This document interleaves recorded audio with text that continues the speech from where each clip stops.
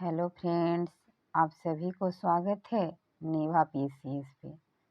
दोस्तों, आज हम लोग रोशन आनंद सर के द्वारा जो टेस्ट सीरीज स्टार्ट किया गया है, उसी क्रम में आज हम लोग टेस्ट नंबर 3 का एनालिसिस करेंगे। तो यह टेस्ट अगर आप लोग चाहिए तो दोस्तों, ज्ञान बिंदु के जीएस ऑफिशियल जो एप्लीकेशन है, उसको प्ले स्टोर से डाउनलोड करके परचेज भी कर सकते हैं। तो चलिए, आज हम लोग सेट नंबर 3 का एनालिसिस करेंगे। देखते हैं पहला क्वेश्चन है कि वायु संरक्षण एवं प्रदूषण नियंत्रण अधिनियम किस वर्ष बना था। तो वायु को संरक्षण और प्रदूषण नियंत्रण करने के लिए, ताकि वायु दूषित ना हो, प्रदूषित ना हो, उसके लिए वर्ष 1981 में प्रदूषण नियंत्रण अधिनियम लाया गया था। तो इसका सही आंसर हो जाएगा सी। 2 नंबर क्वेश्चन है कि सूची 1 को सूची 2 से सुमेलित कीजिए तथा नीचे दिए गए कूट से सही उत्तर का चयन कीजिए। तो सामुदायिक रिजर्व बैंक, तो इसका मिलान करना है। तो सामुदायिक रिजर्व में संख्या वर्ष 2018 में, यानी सामुदायिक रिजर्व बैंक की संख्या कितना है, तो इसका हो जाएगा 46। कंजर्वेशन रिजर्व कितना है, 76। राष्ट्रीय पार्क 106, वन्यजीव अभ्यारण्य 566। तो इसका सही आंसर ए हो जाएगा। देखते हैं 2 नंबर। 3 नंबर में दिया हुआ है, चलिए दोस्तों थोड़ा जूम कर लेते हैं ताकि आप लोग को भी क्वेश्चन पढ़ने में आसानी हो। 3 नंबर क्वेश्चन है कि देश के पहले आपदा प्रबंधन प्रशिक्षण संस्थान की स्थापना कहाँ की गई थी। तो देश में पहला आपदा प्रबंधन प्रशिक्षण संस्थान यह लातूर महाराष्ट्र में स्थापित किया गया। 4 नंबर में है कि निम्नलिखित में से कौन सा सर्च इंजन नहीं है। तो सर्च इंजन नहीं है, उसी को चुनना है। तो इसमें जो है दोस्तों, गूगल, याहू, बिंग, ये सब क्या है, तो ये जो क्रोम हम लोग करते हैं, ये इसके अंतर्गत नहीं आता है। देखते हैं 5 नंबर। 5 नंबर में है कि प्रोग्रामिंग में PHP है। तो PHP का मतलब क्या होता है, यह सामान्य उद्देश्य प्रोग्रामिंग भाषा है। PHP जो है वह प्रोग्रामिंग में सामान्य उद्देश्य प्रोग्रामिंग भाषा होता है। देखते हैं 6 नंबर। 6 नंबर में है कि HTTPS प्रोटोकॉल के अक्षर एस का क्या अभिप्राय है। एस का मतलब क्या होता है, तो एस का मतलब इसमें सिक्योर होता है। 7 नंबर में है कि निम्नलिखित में अफ्रीका का कौन सा देश ओपेक का सदस्य नहीं है। तो अफ्रीका का वह कौन सा देश है जो ओपेक का सदस्य नहीं है। तो दक्षिण अफ्रीका जो है वह ओपेक का सदस्य नहीं है। वॉलीबॉल के खेल में प्रत्येक टीम में कितने खिलाड़ी होते हैं। तो वॉलीबॉल के जो खेल होता है, उसमें जो प्रत्येक टीम में खिलाड़ी होती है, उसकी संख्या 6 होता है। बेसबॉल में याद रखिएगा, बेसबॉल में खिलाड़ियों की संख्या 9 होती है। और बास्केटबॉल में खिलाड़ियों की संख्या 5 होती है प्रत्येक टीम में। देखते हैं 9 नंबर। 9 नंबर में है कि निम्नलिखित पुरस्कारों में से किसको मध्य प्रदेश सरकार द्वारा प्रदान नहीं करती है। तो जो मध्य प्रदेश सरकार है वह कौन सा पुरस्कार प्रदान नहीं करती है। तुलसी सम्मान ये भी देती है, तानसेन पुरस्कार देती है, महाराष्ट्र सरकार के द्वारा ये सब दिया जाता है। याद रखिएगा, ये देता है MP सरकार। और कालिदास सम्मान ये भी देता है MP सरकार। और भारत भारती पुरस्कार ये नहीं देता है। आपका सही आंसर डी हो जाएगा। देखते हैं 10 नंबर। 10 नंबर में है कि भारतीय रिजर्व बैंक के प्रथम महिला उप गवर्नर कौन थे। तो भारतीय जो रिजर्व बैंक है उसकी पहले महिला उप गवर्नर ये विद्या भारती थे। 11 नंबर में है कि सूची 1 को सूची 2 के साथ सुमेलित कीजिए और सूचियों के नीचे दिए गए कूटों का प्रयोग कर सही उत्तर चुनिए। तो कूटों का प्रयोग करके सही उत्तर को चुनना है, कौन किसका सही है, कौन किसी से मिलेगा। तो चलिए मिलाते हैं। नीलगिरी ये तमिलनाडु, इसको मिलाते हैं दोस्तों। तो नीलगिरी कहाँ है, तमिलनाडु में मिलाइए। और नेक्स्ट की बात करें, मानस कहाँ है, असम। उसके बाद है पंचमढ़ी। पंचमढ़ी कहाँ है? तो पंचमढ़ी अगर हम बात करें तो और सिमलीपाल, तो सिमलीपाल राष्ट्रीय उद्यान तो सबको पता होगा दोस्तों कि कहाँ है। तो सिमलीपाल जो राष्ट्रीय उद्यान है वह कहाँ है? तो सिमलीपाल राष्ट्रीय उद्यान उड़ीसा में है और पंचमढ़ी एमपी में है। तो इसको आप लोग मिला लीजिएगा। देखते हैं 12 नंबर। 12 नंबर में है कि निम्नलिखित में से कौन सा कथन सही नहीं है? सही नहीं है उसको पहचानना है। तो देखते हैं, भारत में सबसे बड़ा बौद्ध मठ अरुणाचल प्रदेश में है। ये तो बिल्कुल सही है। कोन्याक भाषा सिक्किम में बोली जाती है, ये गलत है।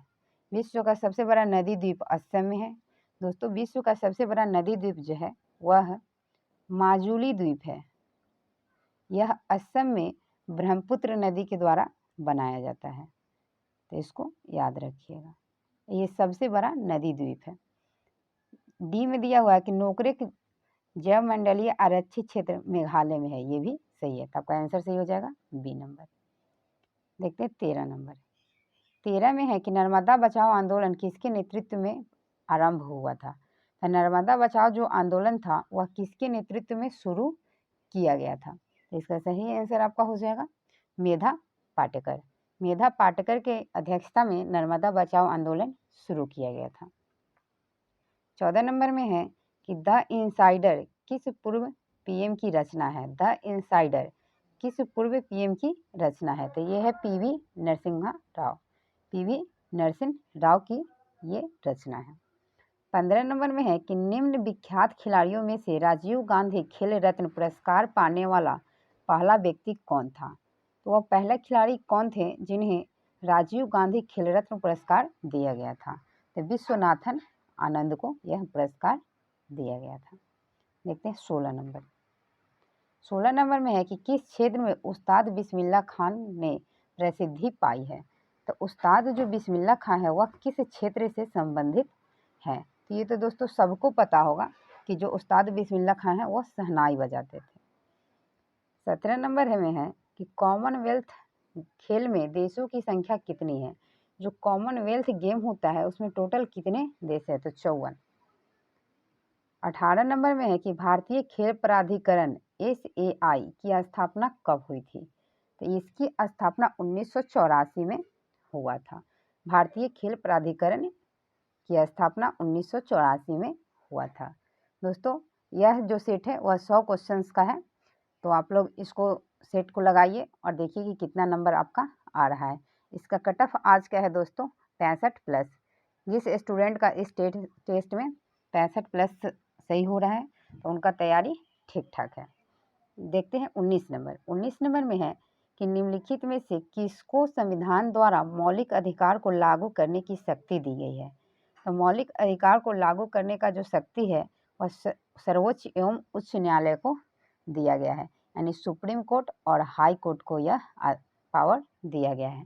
मूल अधिकार के संरक्षक भी या गार्जियन, मूल अधिकार का संरक्षक या गार्जियन भी सुप्रीम कोर्ट या हाई कोर्ट को कहा जाता है। देखते हैं 20 नंबर। 20 में है कि निम्न में से कौन सा एक सही सुमेलित नहीं है? तो जो सही सुमेलित नहीं है उसको पहचानना है। तो अनुच्छेद 39 के ए में सामान्य न्याय एवं निःशुल्क वैधिक सहायता सही है। अनुच्छेद 40 ग्राम पंचायतों का गठन बिल्कुल सही है। अनुच्छेद 44 समान नागरिक संहिता जिसको यूनिफॉर्म सिविल कोड कहते हैं बिल्कुल सही है। अनुच्छेद 48 न्यायपालिका का कार्यपालिका से पृथककरण यही गलत है। यह आर्टिकल 50 में है। क्या यह आर्टिकल 50 में दिया गया है कि न्यायपालिका का कार्यपालिका से पृथककरण है। देखते हैं 21 नंबर। 21 नंबर में है कि भारत में न्यायपालिका का कार्यपालिका से पृथककरण किससे विदेशित है? तो भारत में जो न्यायपालिका का कार्यपालिका से पृथककरण है वह किससे विदेशित है? यह है राज्य के नीति निर्देशक सिद्धांत। राज्य की जो नीति निर्देशक सिद्धांत है जिसको हम लोग DPSP बोलते हैं, यह संविधान के भाग 4 में वर्णित है। तो यह आर्टिकल 36 से 51 के बीच है। और यह जो है कि कार्यपालिका से न्यायपालिका का पृथक्करण यह आर्टिकल 50 में है। तो 50, 36 से 51 के बीच आता है, इसलिए यह क्या है? नीति निर्देशक तत्वों के अंतर्गत आता है। देखते हैं 22 नंबर। 22 में है कि निम्नलिखित में से किस एक कमिटी आयोग ने संविधान में मूल कर्तव्यों को सम्मिलित करने हेतु संतुष्टि की थी। तो किस कमेटी के अनुशंसा पर, किस कमेटी के संतुष्टि पर भारत में जो मौलिक कर्तव्य जोड़ा गया हमारे संविधान में, वह किस समिति के अनुशंसा पे जोड़ा गया था? ये स्वर्ण सिंह समिति कमेटी के अनुशंसा पे जोड़ा गया था। और यह कब जोड़ा गया था? तो 42वें संविधान संशोधन 1976 में जोड़ा गया था, जिसे हम लोग लघु संविधान संशोधन के नाम से भी जानते हैं। देखते हैं 23 नंबर। 23 में है कि भारत के राष्ट्रपति के पास कौन सी वीटो शक्तियां नहीं है? तो भारत के राष्ट्रपति के पास जो वीटो शक्ति प्राप्त है उसमें कौन सा नहीं है? तो पॉकेट वीटो, पूर्ण वीटो, निलंबित वीटो, विशेषित वीटो जो है और भारत के राष्ट्रपति को प्राप्त नहीं है। ऑप्शन डी सही हो जाएगा।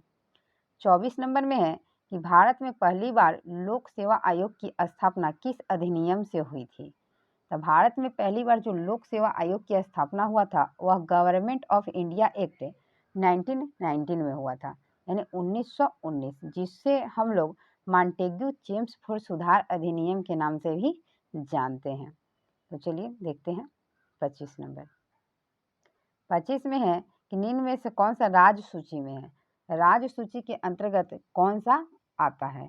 तो इसका सही आंसर आपका हो जाएगा रेलवे पुलिस। रेलवे पुलिस जो है वह राज्य सूची के अंतर्गत आता है। देखिए, सूची 3 होता है, एक होता है संघ सूची, एक होता है राज्य सूची और एक होता है समवर्ती सूची। तो संघ सूची में जो विषय है उस पर कानून बनाने का अधिकार संघ सरकार का होता है, यानी केंद्र सरकार का होता है। राज्य सूची में जो विषय है उस पर कानून बनाने का अधिकार राज्य सरकार का होता है। और समवर्ती सूची में दोस्तों केंद्र सरकार और राज्य सरकार दोनों मिलकर कानून बनाती है। देखते हैं 26 नंबर। 26 नंबर में है कि संविधान के अनुसूची 6 में इनमें से किस राज्य में लागू नहीं होता है? तो संविधान की जो 6ठी अनुसूची में 4 राज्यों का वर्णन किया गया है, उसमें से कौन सा राज्य इसमें नहीं है, उसी को क्या करना है? चुनना है। तो याद रखिएगा इसमें मणिपुर नहीं है, इसमें है, याद रखिएगा ATMM, असम, त्रिपुरा, मेघालय और मिजोरम, ये 4 राज्य हैं, मणिपुर इसमें नहीं है। देखते हैं 27 नंबर। 27 नंबर में है कि मानचित्र पर खींची हुई वे रेखाएं जो सागर जल के समान ऊंचाई को निरूपित करती है तथा विभिन्न स्थानों से होकर गुजरती है, क्या कहलाती है? तो उस रेखा को हम लोग क्या कहते हैं? तो उस रेखा को समोच्च रेखा कहा जाता है। 28 नंबर में है कि निम्नलिखित में से शीत मरुस्थल कौन सा है? शीत मरुस्थल, मरुस्थल 2 प्रकार का होता है दोस्तों, एक होता है गर्म मरुस्थल और एक होता है शीत मरुस्थल। तो ये चारों में से छांटना है कि कौन सा इसमें शीत मरुस्थल है। तो आटाकामा का जो मरुस्थल है वह शीत मरुस्थल है। देखते हैं 29 नंबर।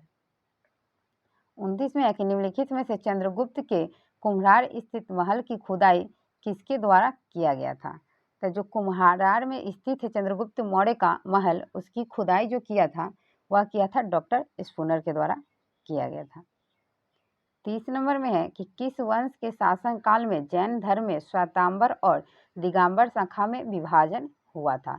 जैन धर्म दोस्तों 2 शाखाओं में बट गया था, एक श्वेतांबर और एक दिगंबर। दिगंबर जो थे वह दक्षिण भारत में गए और श्वेतांबर जो थे वह उत्तर भारत में गए।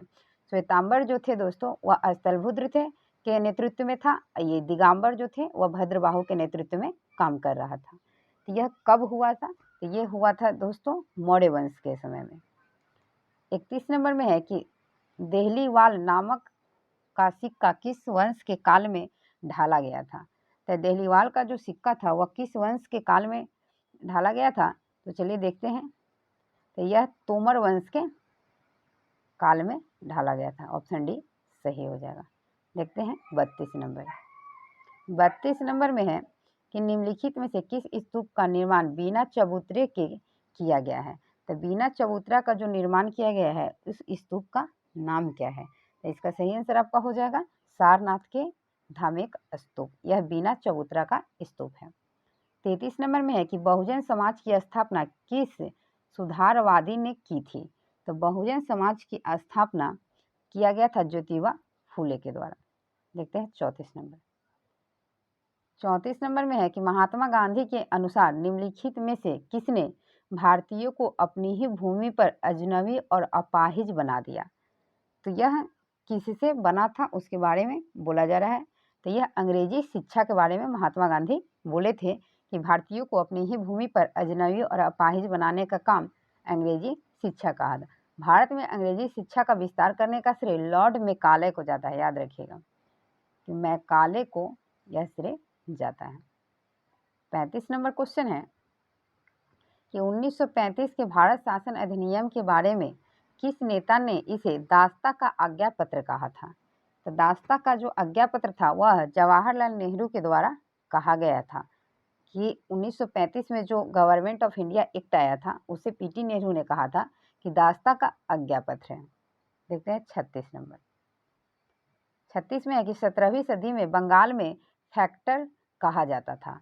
तब बंगाल में फैक्टर किसे कहा जाता था इसे बताना है। तो यह अंग्रेज व्यापारियों को 17वीं शताब्दी में बंगाल में फैक्टर कहा जाता था। 37 नंबर में है कि अरबी फारसी इस्लामिक कानून के अध्ययन को बढ़ावा देने के लिए अंग्रेजों ने कलकत्ता मदरसा मोमडन लॉ कॉलेज की स्थापना कब की थी। तो इस कॉलेज की स्थापना 1781 में किया गया था। 38 नंबर में है कि निम्नलिखित में से कौन एक भू आवेष्टित यूरोपीय देश नहीं है, लैंडलॉक नहीं है, उसके बारे में बताना है। तो 38 नंबर क्वेश्चन में है कि लैंडलॉक नहीं है पूछा जा रहा है, तो ये लिथुआनिया आपका सही आंसर हो जाएगा। 19 नंबर में है कि कौन सा संगठन आर्कटिक हिमखंडों को ट्रैक करता है। तो आर्कटिक हिमखंड को ट्रैक करने का काम यूएसए नेशनल आइस सेंटर के द्वारा किया जाता है। 40 नंबर में है कि देशी रियासतों के प्रति अधीनस्थ पार्थक्य की नीति किस वायसराय ने अपनाई थी। तो किस वायसराय के द्वारा अपनाया गया था। तो लॉर्ड हेस्टिंग्स के द्वारा। ऑप्शन बी सही है। देखते हैं 41 नंबर। 41 नंबर में है कि अरुणडेल समिति का संबंध निम्न में से किससे था। तो अरुणडेल समिति जो है उसका संबंध था राजनीतिक सुधार से। कुछ अगर समिति की बात करें जैसे सरकारिया आयोग है, सरकारिया समिति जो था वह क्या था।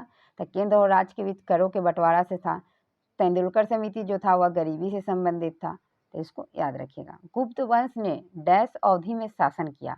गुप्त वंश के शासनावधि 1919 से 500 के बीच था, तो इसको याद रखिएगा।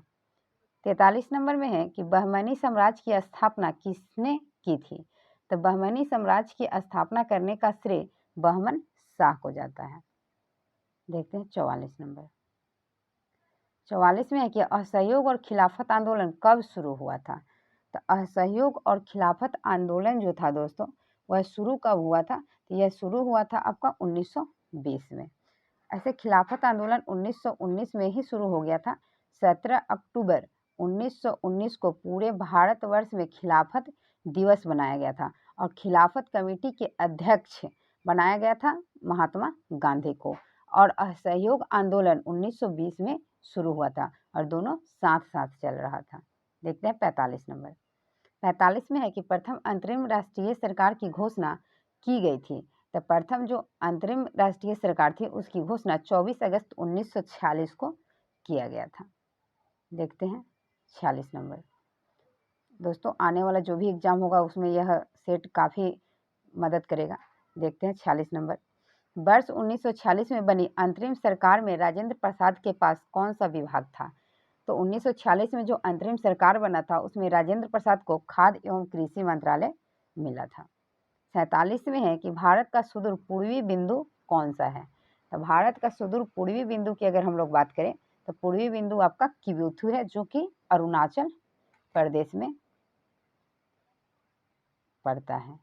अगर हम बात कर ले, मान लीजिए यह भारत है दोस्तों, चलिए भारत का थोड़ा सा ऐसे देख लेते हैं। मान लीजिए भारत है, तो भारत ऐसे अगर बांटते हैं तो ये होगा आपका दक्षिणी, ये होगा उत्तर, ये होगा पूरब और ये होगा पश्चिम। तो सबसे दक्षिण में आपका इंदिरा पॉइंट है, याद रखिएगा इंदिरा पॉइंट, जिसे हम लोग इंदिरा पॉइंट को और नाम से पार्सन पॉइंट के नाम से भी जानते हैं।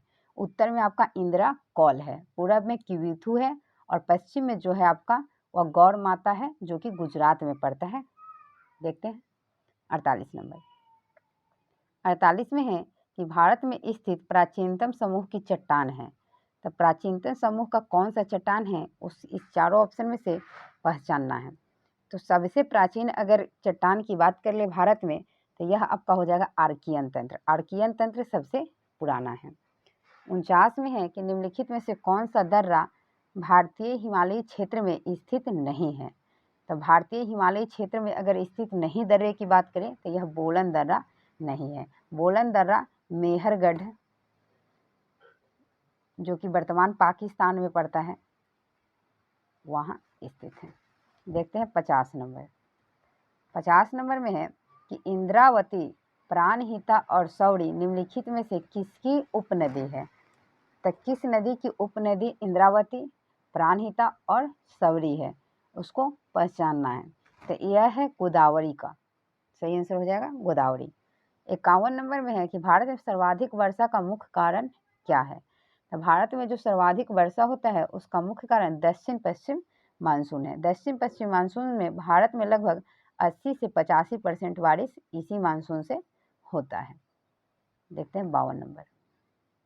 52 नंबर में है निम्नलिखित में से सही जोड़ा स्थानांतरित कृषि का नाम और संबंध राज्य की पहचान कीजिए। इसमें से कौन सा है जोड़ा जो राज्य है और उस राज्य में स्थानांतरित कृषि को उस नाम से जाना जाता है। तो यह है बेवर। बेवर जो है मध्य प्रदेश में हम लोग स्थानांतरित कृषि को बेवर के नाम से जानते हैं। स्थानांतरित कृषि को हम लोग झूम कृषि के नाम से भी जानते हैं। 53 नंबर में है कि गोल्डन फाइबर के रूप में किसे जाना जाता है। तो गोल्डन फाइबर के रूप में जूट को जाना जाता है। देखते हैं 54 नंबर। 54 नंबर में है कि राष्ट्रीय राजमार्ग 1 पुराना क्रमांक इनमें से किस स्थान को जोड़ता है। तो राष्ट्रीय राजमार्ग 1 जो है जो NH1 है वह किसके किसके बीच है। तो यह दिल्ली से अटारी के बीच है। देखते हैं 55 नंबर। 55 नंबर में है कि निम्नलिखित में से कौन सा एक वर्ष 2011 की जनगणना के अनुसार राज्यों का उनके जनसंख्या घनत्व के आधार पर सही आरोही अनुक्रम है। तो जनसंख्या घनत्व के आधार पर सही जो है वह आरोही क्रम में इसको सजाना है। तो आरोही क्रम में देखते हैं दोस्तों क्या होगा। तो अरुणाचल प्रदेश, मिजोरम, सिक्किम, हिमाचल प्रदेश बिल्कुल सही है। देखते हैं 56 नंबर। 56 में है कि निम्नलिखित में से कौन सा नवीकरणीय ऊर्जा का स्रोत है। नवीकरणीय ऊर्जा के स्रोत को अगर हम बोले दोस्तों तो दो प्रकार में कह सकते हैं, एक नवीकरणीय और एक अनवीकरणीय। अनवीकरणीय स्रोत उस स्रोत को कहते हैं जिसको एक बार यूज करने के बाद पुनः प्राप्ति करना संभव नहीं है, और नवीकरणीय है जिसे एक बार यूज करके पुनः प्राप्ति करना संभव है लेकिन लाखों करोड़ों वर्ष टाइम लग जाता है। तो नवीकरणीय को इसमें छांटना है। तो यह जो है कौन सा नवीकरणीय स्रोत है तो बायोमास है। देखते हैं 57 नंबर। यह किसका विचार है कि सामाजिक अशांति का कारण पूंजीवादी विकास पथ में ही गढ़ा है। तो जो सामाजिक अशांति का कारण है वह पूंजीवादी विकास पथ में ही गढ़ा गया है। यह किसका कथन है, किसके द्वारा यह कहा गया है। तो यह AR देसाई के द्वारा कहा गया था। देखते हैं 58 नंबर। 58 में है कि व्यक्ति की पहचान करें जैसे वर्ग, नृत्य, जातीय, लिंग, निःशक्तता और स्थान के विभिन्न पहलुओं के वर्णन के लिए किस पद का प्रयोग किया जाता है उसे छांटना है। तो यह अंतर्नुभागीयता के बोलते हैं इसको। ऑप्शन ए सही हो जाएगा। 59 नंबर में है कि फ्लूरोसेंट लैंप में चेक का प्रयोजन क्या है। तो इस चेक का प्रयोजन क्या है तो करंट के प्रवाह को बढ़ाना। जो करंट होता है उसके प्रवाह दर को क्या कर देना, बढ़ा देता है, जिसको हम लोग फ्लोरोसेंट लैंप के नाम से जानते हैं। देखते हैं 60 नंबर। 60 नंबर क्वेश्चन है कि चंद्रमा और सूर्य के कारण होने वाले ज्वार भाटा के बारे में कौन सा नियम स्पष्ट करता है। यह कौन सा नियम है जो सूर्य और चंद्रमा के बारे में जो ज्वार भाटा आते हैं उसके बारे में सही वर्णन करता है। इसका आपका सही आंसर हो जाएगा गुरुत्वाकर्षण का नियम। गुरुत्वाकर्षण का जो नियम है दोस्तों वह न्यूटन के द्वारा दिया गया था। 61 नंबर क्वेश्चन है कि कार्य किस पर निर्भर नहीं करता है। कार्य जो है किस पर निर्भर नहीं करता है उसको पहचानना है। तो यह संवेग पर निर्भर नहीं करता है। W बराबर Fs फार्मूला होता है जहाँ वर्क बराबर बल गुणे विस्थापन होता है। तो विस्थापन से संबंध है दोस्तों, और एफ से भी संबंध है। एफ और एस के बीच का कोण से भी एफ एस कॉस थीटा होता है दोस्तों, तो याद रखिएगा इसको।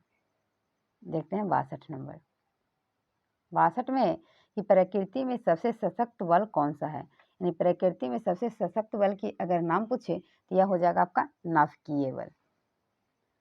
और सबसे कमजोर बल अगर पूछे तो वह है गुरुत्वीय बल, सबसे कमजोर बल है। 63 नंबर है कि 1 पाउंड डैश औंस के बराबर होता है। 1 पाउंड में कितना औंस होता है, तो यह 16 औंस के बराबर होता है। देखते हैं 64 नंबर। 64 में है कि निम्नलिखित में से कौन सा तत्व मेंडलीफ की आवर्त सारणी में एक निश्चित स्थान नहीं पा सका। तो वह कौन सा ऐसा तत्व है जो मेंडलीफ के आवर्त सारणी में एक निश्चित स्थान उसे नहीं दिया गया था, तो वह है हाइड्रोजन। 65 नंबर में है कि किसी टूथपेस्ट के लिए निम्नलिखित गुणधर्मों में से कौन सा सही है।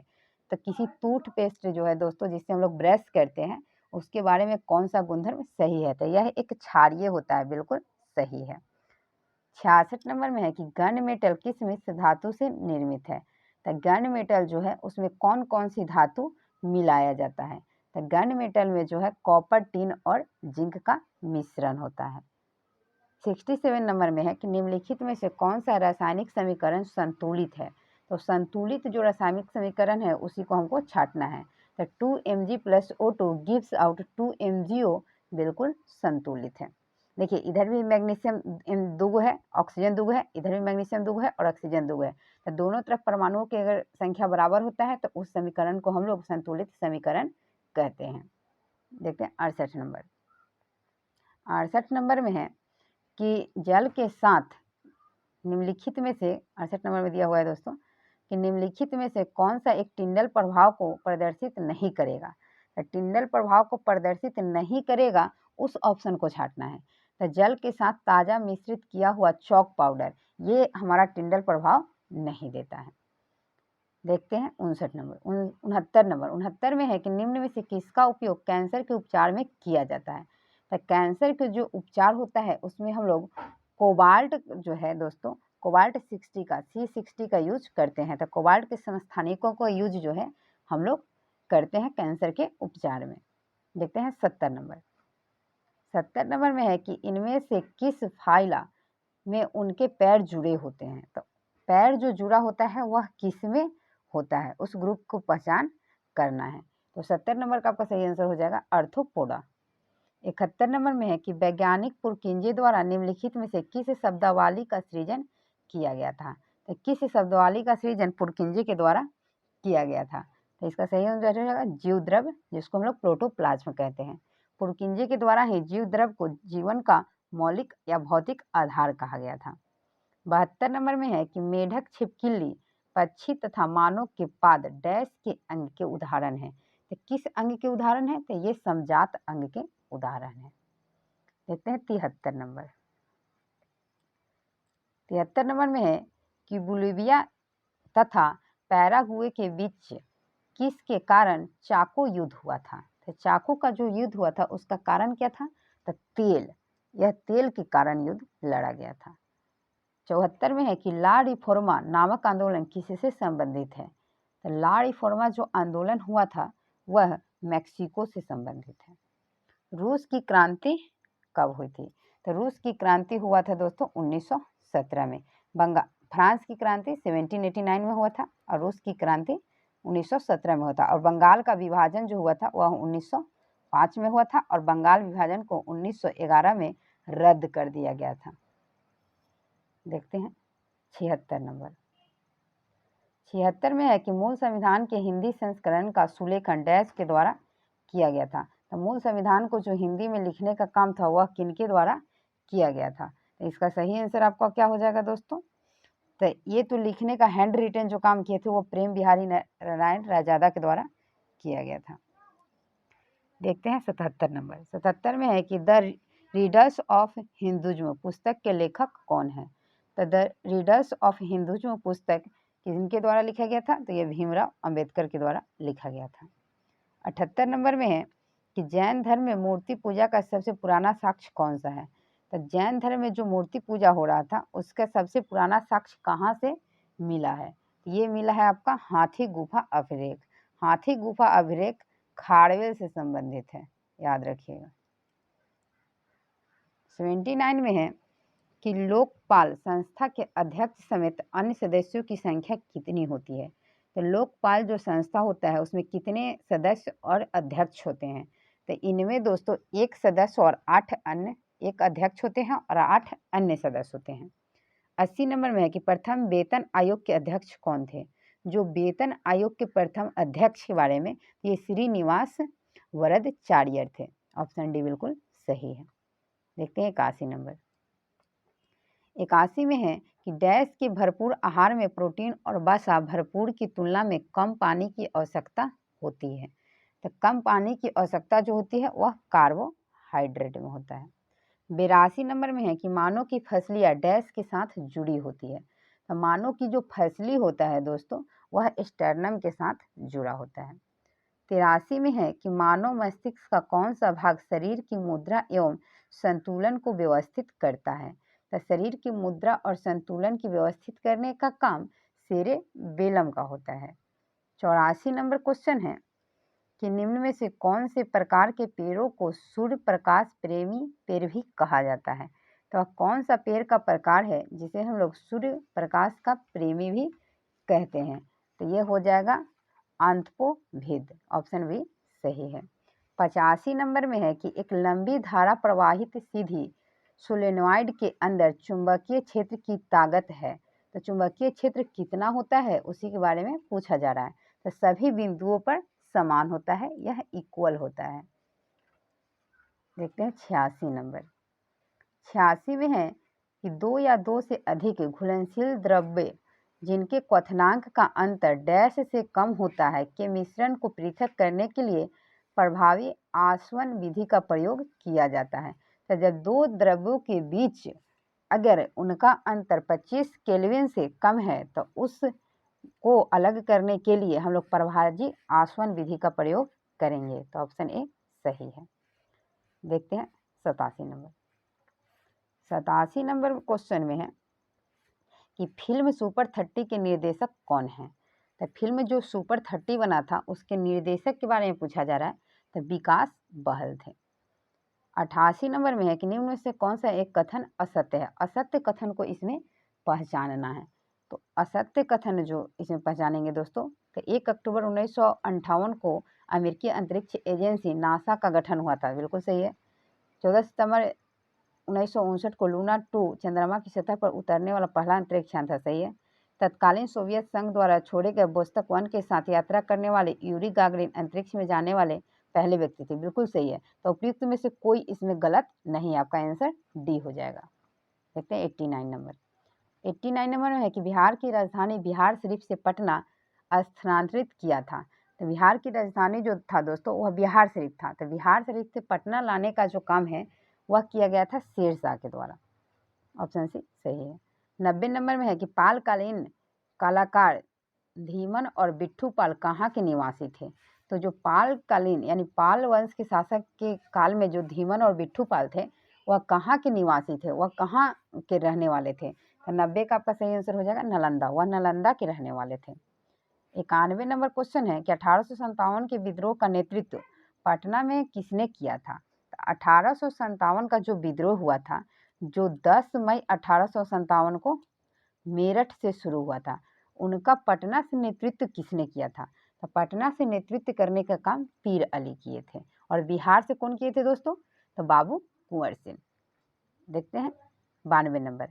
भारत में किस तरह की अर्थव्यवस्था है। तो भारत में मिश्रित अर्थव्यवस्था पाया जाता है। 93 नंबर में है कि भारतीय अर्थव्यवस्था के उदारीकरण का अग्रदूत पायनियर किसको कहा जाता है। तो भारत में जो उदारीकरण आया था दोस्तों वह 1991 से 92 में आया था। तो इसका जो पायनियर है वह किन्हें कहा जाता है, तो वह कहा जाता है डॉक्टर मनमोहन सिंह को। उस समय पीवी नरसिम्हा राव का सरकार था, उस समय प्रधानमंत्री यही थे। 94 नंबर क्वेश्चन है कि नाबार्ड की स्थापना कब हुआ था। तो नाबार्ड की स्थापना हुआ था 12 जुलाई 1982 को। यह शिवरामन समिति के अनुशंसा पर स्थापित हुआ था। 95 में है कि सतत आर्थिक विकास से अभिप्राय है। सतत आर्थिक विकास क्या होता है? तो वर्तमान पीढ़ी के विकास के साथ साथ भविष्य का आर्थिक विकास होना ही सतत विकास कहलाता है। 96 नंबर में है कि एक किसान जिसके पास 1 से 2 हेक्टेयर एक जोत है जाना जाता है। तो 1 से 2 हेक्टेयर जिनके पास जोत का जमीन होता है उन्हें हम लोग लघु किसान या कृषक कहते हैं। 97 नंबर में है कि पीत या पीली क्रांति का संबंध किससे है? तो यह तिलहन उत्पादन से है। दुग्ध क्रांति, श्वेत क्रांति जिसे बोलते हैं, मत्स्य नीली क्रांति बोलते हैं, खाद्यान्न हरित क्रांति बोलते हैं। 98 नंबर में है कि निम्नलिखित में से किसने गांधीवादी योजना तैयार की थी? तो गांधीवादी योजना तैयार करने का श्रेय दिया जाता है नारायण अग्रवाल को। 99 नंबर क्वेश्चन है कि वर्ष 2014 से आरबीआई द्वारा मुद्रास्फीति के मापन हेतु सबसे प्रचलित मापक क्या है? तो मुद्रास्फीति को किसमें मापा जाता है? तो यह उपभोक्ता मूल्य सूचकांक 2014 से यही प्रचलन में है। 100 नंबर क्वेश्चन है कि एक रुपए के नोट पर हस्ताक्षर होता है। तो 1 रुपए का जो नोट होता है दोस्तों, उस पर हस्ताक्षर जो होता है वह वित्त मंत्रालय के सचिव का होता है। और 1 रुपए के नोट के अलावा बाद बाकी जितने भी नोट होते हैं उन पर आरबीआई के गवर्नर का हस्ताक्षर होता है। वर्तमान में आरबीआई का गवर्नर शक्तिकांत दास हैं, जिन्हें गवर्नर ऑफ द ईयर का पुरस्कार दिया गया है। तो चलिए दोस्तों, आज का सेट हमारा यहीं पे समाप्त होता है। ऐसे ही नेक्स्ट सेट के लिए आप हमारे साथ बने रहिएगा। मिलते हैं नेक्स्ट वीडियो में, तब तक के लिए धन्यवाद।